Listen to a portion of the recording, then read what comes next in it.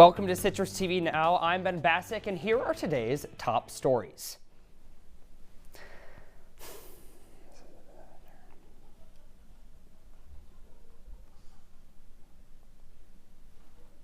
Forgive us for those technical errors. Our top stories today, starting off in Cornell. Cornell University student is appearing in federal court after protesting on campus between April and September of 2024. The PhD student filed a lawsuit on Friday arguing against the Trump administration, claiming free speech. The Cornell plaintiff has a student visa, holding dual citizenship in the UK and Gambia. Earlier today in a Syracuse federal court, he appeared in front of the U.S. Department of Homeland Security and ICE services.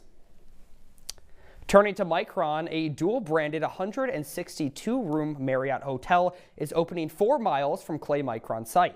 The hotel would be a combination of a Fairfield Inn and Suites and a Residence Inn, both Marriott brands.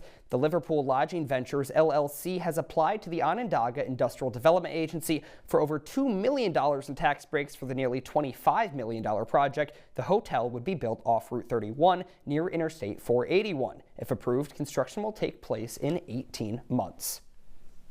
And Stuart McHenry, a Steuben County sheriff, has been charged with the alleged distribution and possession of child pornography. McHenry had been said to use an instant messaging app to send and receive content via private message. The investigation had been launched last year after the National Center for Missing and Exploited Children received an online tip about a user. The user had later been identified as McHenry. New York State Police and FBI agents are now executing a search warrant on 2 cell phones found at the McHenry residence in Hornell.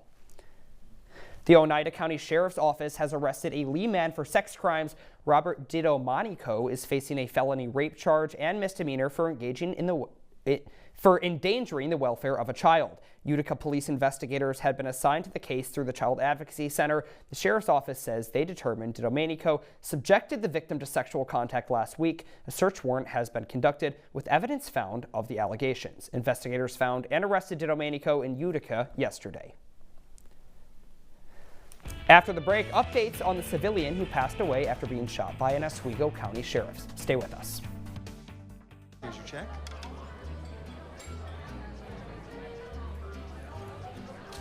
Oh, you got it. You know, since I got rid of my car, I really enjoy walking. Okay. God, no. Getting pulled over for buzz driving could cost you around $10,000 in fines, legal fees, and increased insurance rates. Oh, you're home early. You live with your mom? That'll set your game back a few years. Buzzed, busted, and broke. Because buzz driving is drunk driving. Welcome back to Citrus TV Now. Well, New York State Attorney General Letitia James has identified the man shot by an Oswego County Sheriff's deputy on Friday.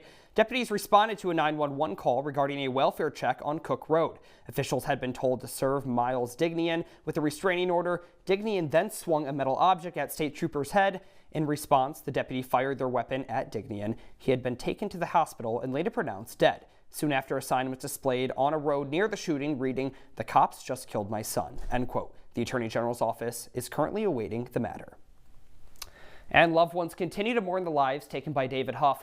Last night, a funeral service was held for 11-year-old Jeremiah Huff, who had been shot and killed by his father a week ago in Rochester.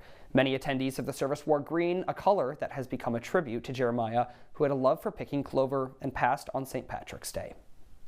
Now, Olivia, forgive me if I'm wrong, but I'm pretty sure I saw some snowflakes this morning. I had to bring that winter coat back out. Is that warm weather gone for good?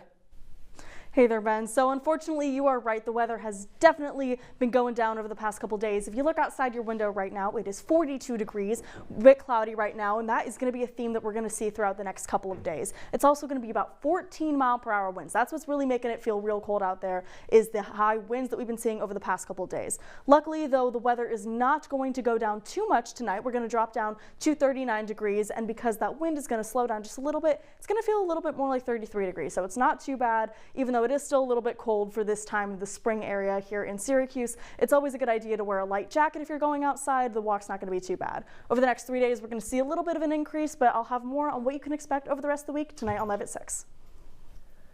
Thanks so much, Olivia. Well, coming up on News Live at 6, a U.S. group chat holding classified information has been leaked, top national security officials, and more. That's all for Citrus TV Now. Thanks for joining us. Have a great night, Syracuse.